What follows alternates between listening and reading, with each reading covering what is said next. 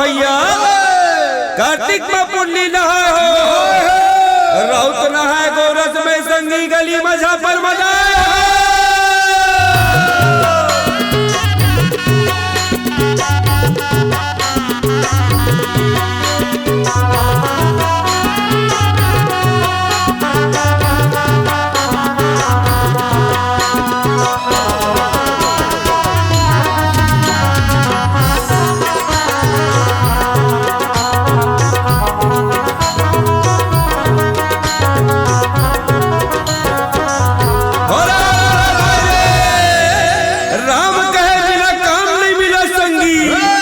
और कृष्ण कहे बिना धाम हो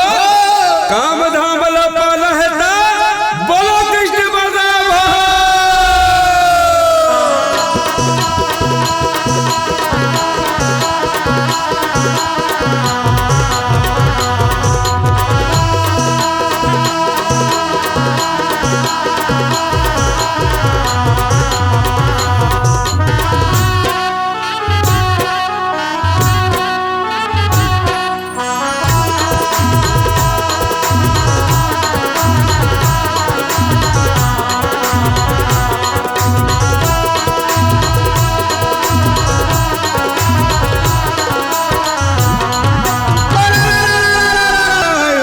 चुगलिया रे भैया